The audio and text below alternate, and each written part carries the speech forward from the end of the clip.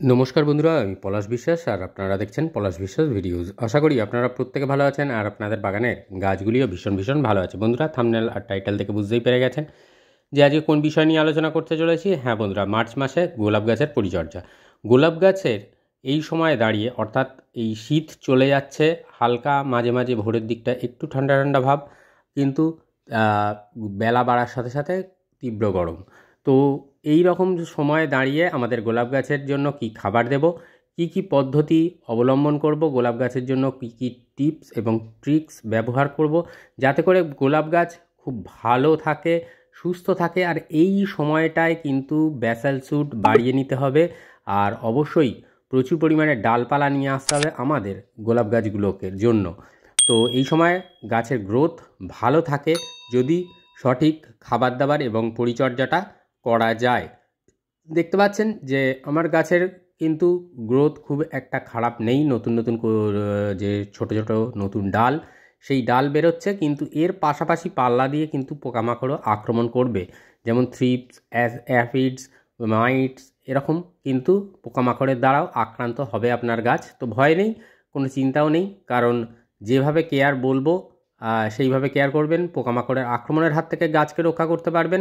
পাশাপাশি আপনারা গাছ থেকে অজস্র ডালপালা, শাখা প্রশাখা নিয়ে আসতে সক্ষম হবেন। কিভাবে পরিচর্যা করতে হবে, কিভাবে কেয়ার করতে হবে, ডিটেলসে দেখাচ্ছি, একদম স্কিপ না করে দেখুন। আর প্রতিদিন সন্ধ্যে 6টায় আমার চ্যানেলে বাগান সংক্রান্ত ভিডিও আসে, তাই বলবো যারা এখনও চ্যানেলটি সাবস্ক্রাইব করেননি সাবস্ক্রাইব করে রাখুন, কারণ আগামী দিনে অনুপ্রেরণা পাই ভিডিওগুলো বানানোর ক্ষেত্রে।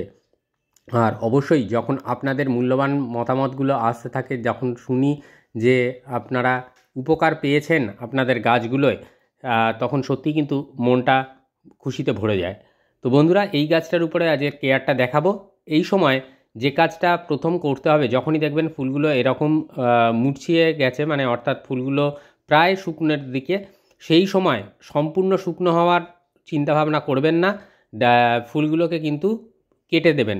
অর্থাৎ যখনই ফুলের আর হালকা হালকা মানে মুরছিয়ে যেতে থাকবে, মানে শেষের দিকে বুঝতে পারবেন যে ফুলটা এবারে শুকনো হবে, তো সেই সময় এই কাজটা অবশ্যই করবেন। আর আগাছা কখনোই হতে দেবেন না, কারণ আগাছারা খাবার খেয়ে নেবে, গাছ কিন্তু সেভাবে খাদ্য গ্রহণ করতে পারবে না। তাই বলছি বন্ধুরা, টবের মাটিতে খাবার দেব, তাই চারিধার থেকে একটা রিংয়ের মতন, টবের কিনারা ধরে গোল করে রিংয়ের মতন করে নেবো, সেখানে খাবার দেবো এবং মাটি চাপা দিয়ে জল দিয়ে দেবো। তো মাটি দেখুন একদম হালকা ঝুরঝুরে মাটি। তো কিভাবে বানাতে হবে, মাটি সবসময় গোলাপ গাছের জন্য হালকা রাখতে হবে, যাতে করে মাটির মধ্যে হালকা ভিজে ভাব থাকে, কিন্তু অতিরিক্ত ভিজে ভাব নয়, আর জল যেন হোল্ড না হয়। তো সেই রকম মাটি কিন্তু বানাতে হবে গোলাপ গাছের জন্য। এটা ভীষণ ভীষণ ভীষণ গুরুত্বপূর্ণ ব্যাপার যে গোলাপ গাছের মাটি নির্বাচন। তো যারা নতুন এখনও গাছ এনে বসাননি বা বসাবেন বা কিনে এনেছেন, তাদের জন্য মিডিয়াটা সংক্ষেপে বলে দিই। একটা টবের যে মাটি নেবেন, সেটা নেবেন, আপনার বাগানের যে মাটি আছে সেটা 40 ভাগ বা 40% নেবেন। একটা টব 40 ভাগ ভরে যাবে এরকম মাটি নেবেন। তার সাথে নেবেন 30 ভাগ ভার্মি কম্পোস্ট, অর্থাৎ 70 ভাগ একটা টবের ভরে গেল। ভার্মি কম্পোস্টের পরিবর্তে যদি কেউ 1 বছরের পুরনো গোবর সার পান, তাহলে খুবই ভালো হয়, সেটা ব্যবহার করতে পারেন। আর বাকি যে খালি 30% পড়ে থাকবে, সেটা বিল্ডিং কনস্ট্রাকশনের লাল মোটা দানার বালি দিয়ে ভরিয়ে নেবেন। এইবার 3টে উপাদান খুব ভালো করে মিশিয়ে নেবেন, দেখবেন একদম ঝুরঝুরে মাটি তৈরি হয়ে গেছে। উচ্চ বেলে দোআঁশ মৃত্তিকা আপনার টব তৈরি করে নিয়েছে, এবং গোলাপ গাছ বসানোর সাথে সাথে কিন্তু ব্যাপক রেজাল্ট দেবে। আর তার পাশাপাশি গোলাপ গাছ যেটা পছন্দ করে সেইটা কিন্তু পেয়ে যাবে, অর্থাৎ উচ্চ জল নিকাশিযুক্ত মাটি কিন্তু গোলাপ গাছ পেয়ে যাবে। তো ডালগুলো প্রুনিং করতে হবে, দেখুন কতটা জায়গা থেকে কাটছি। তো এই রকমভাবে ডালগুলোকে কেটে দিতে হবে ফুল সমেত। তো কারণ এই ফুলগুলো শুকনো হতে হতে যদি গাছে থাকে, এনার্জি অনেকটা নিয়ে নেবে, তার পরিবর্তে আপনার গাছ কিন্তু বৃদ্ধি সেভাবে হবে না। তাই যেহেতু দেখুন ফুলগুলো মুরচিয়ে মতন যাচ্ছে, শুকিয়ে যাচ্ছে, তো সেই সময় আমরা কেটে নেব, এবং তাহলে গাছ কিন্তু সম্পূর্ণ এনার্জিটা তার গ্রোথের জন্য ব্যয় করতে পারবে। 10 বা 12 ইঞ্চি টবের জন্য খাবার নিয়ে নিয়েছি। কি খাবার নিয়েছি দেখতেই পাচ্ছেন। এটা যেটা দেখছেন, এটা নিমখোল, এটা হাফ টেবিল চামচ পরিমাণে আছে। হাফ টেবিল চামচ পরিমাণে আছে লেদার মিল। এই লেদার মিল বা চামড়াকুচি সার ভীষণ ভীষণ পরিমাণে প্রয়োজন গাছেদের জন্য। এটা দেখছেন জিআর দানা, এটা 1 চা চামচ আছে, টেবিল চামচ নয়, 1 চা চামচ আছে এই জিআর দানা। এর মধ্যে মাইক্রোনিউট্রিয়েন্ট বা অনুখাদ্য আছে 19 রকমের। তো এটা ব্যবহার করতে পারেন, বায়োজাইম নামে অনলাইনে পেয়ে যাবেন। এটা সর্ষের খোল, সর্ষের খোলের গুঁড়ো নিতে হবে আপনাকে 1/2 টেবিল চামচ পরিমাণে। তো এই সর্ষের খোল, নিম খোল এবং লেদার মিলের মধ্যে নাইট্রোজেন বেস ফার্টিলাইজার আছে।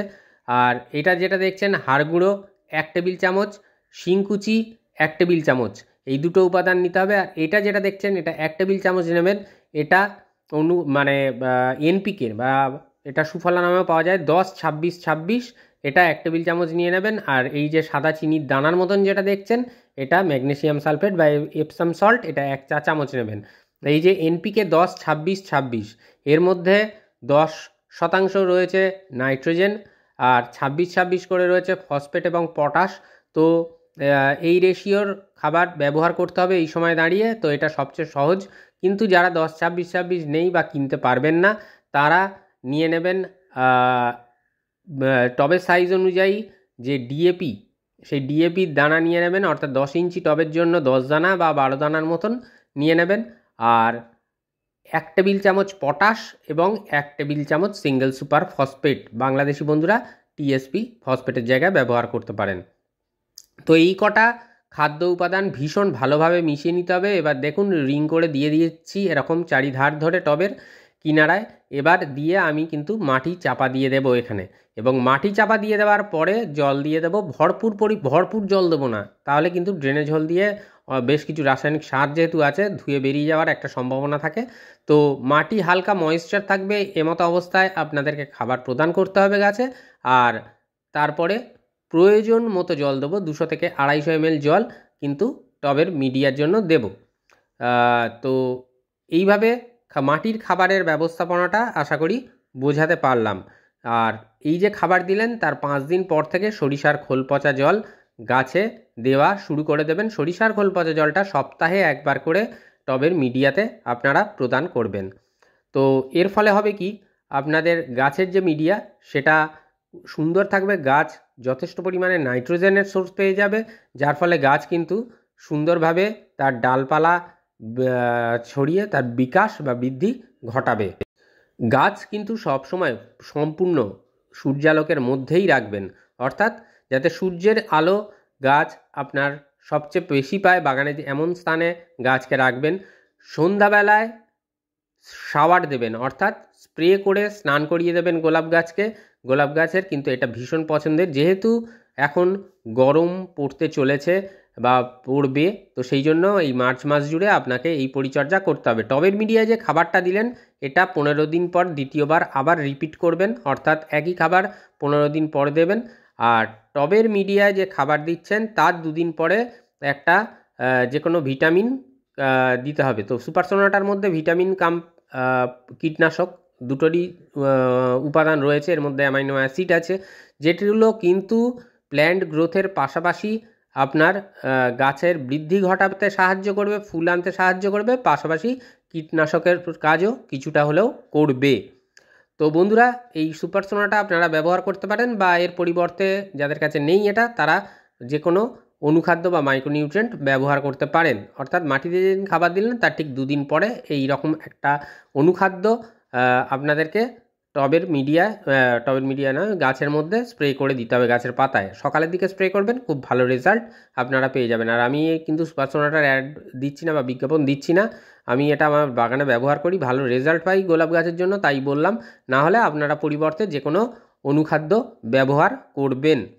তো এই যে দিন এই অনুখাদ্য দিলেন তার ঠিক 3 দিন কি 4 দিন পরে আপনারা যে কোনো একটা প্ল্যান্ট গ্রোথ রেগুলেটর গাছে স্প্রে করে দেবেন। আমি বুস্টার 2 দেখাচ্ছি মানে এটাই দিতে হবে এমনটা নয়, এছাড়া মানে অনেক প্ল্যান্ট গ্রোথ রেগুলেটর আপনারা কিন্তু পেয়ে যাবেন মার্কেটে, যেমন মিরাকুলান আছে, প্ল্যানোফিক্স আছে, এরকম কিন্তু বেশ কিছু আছে। তো সেগুলো নিয়ে আপনারা যে কোনো যেটা আছে আপনাদের কাছে প্ল্যান্ট গ্রোথ রেগুলেটর সেটাই গাছের পাতায় স্প্রে করে দেবেন। এই পিজিআর স্প্রে করলে গাছ কিন্তু খাদ্য অতি দ্রুততার সাথে গ্রহণ করবে, কারণ খাদ্যের চাহিদা তৈরি হবে গাছের মধ্যে অনেক দ্রুতভাবে, এবং তার পাশাপাশি যে সমস্ত কুঁড়ি ঝরে যাওয়ার সমস্যা বা কুঁড়িগুলো কালো কালো হয়ে যাওয়ার সমস্যা, এইগুলো কিন্তু অনেকটাই চলে যাবে, কারণ সুস্থ থাকবে গাছ, সবল থাকবে। তার পাশাপাশি কিন্তু প্রচুর পরিমাণে গ্রোথ যেমন নেবে, তার পাশাপাশি ফুলও নিয়ে আসবে প্রত্যেকটা ডাল ভরে। এছাড়া যে কাজটা করতে হবে সেটা হচ্ছে সপ্তাহে একবার করে নিম অয়েল স্প্রে করবেন আপনার গাছগুলোতে।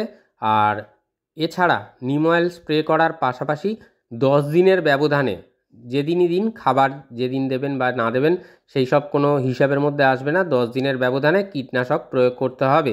সেটা কনফিডার হতে পারে, সেটা টাটা টাফগার হতে পারে, রোগার প্লাস বা ডাইমেথাইড 30 এই কম্পোজিশনের যে কোনো কীটনাশক, কিংবা কাকা বা যে কোনো মার্কেটে প্রচুর কীটনাশক আছে, দোকানে গিয়ে বলবেন, সারের দোকানে যারা জানবেন না বলবেন, নিশ্চয়ই ভালো কীটনাশকই দেবে। তো বন্ধুরা, এইভাবে কেয়ার করতে হবে। আর এইভাবে যদি কেয়ার করেন আপনার গোলাপ গাছ কিন্তু সুস্থ থাকবে, ভালো থাকবে, সবল থাকবে। কারণ এই সময় পোকামাকড়ের আক্রমণ হবে, আমি আবারও বলছি। তো তার জন্য কীটনাশকের ব্যবহারটা কিন্তু ভীষণ ভীষণ গুরুত্বপূর্ণ। তো মার্চ মাসে এইভাবে কেয়ার করুন, পুরো মার্চ মাসটা জুড়ে দেখবেন গোলাপ গাছ নিয়ে কোনো চিন্তা আর থাকছে না আপনার। তো আজকের মতো এ পর্যন্তই। আবার আসছি আগামীকাল নতুন কোনো ভিডিওর সাথে। ততক্ষণ সকলে সুস্থ থাকুন, ভালো থাকুন, আর অবশ্যই দেখতে থাকুন প্রতিদিন সন্ধ্যা 6টায় পলাশ বিশ্বাস ভিডিওস। নমস্কার বন্ধুরা, খুব ভালো থাকবেন সকলে।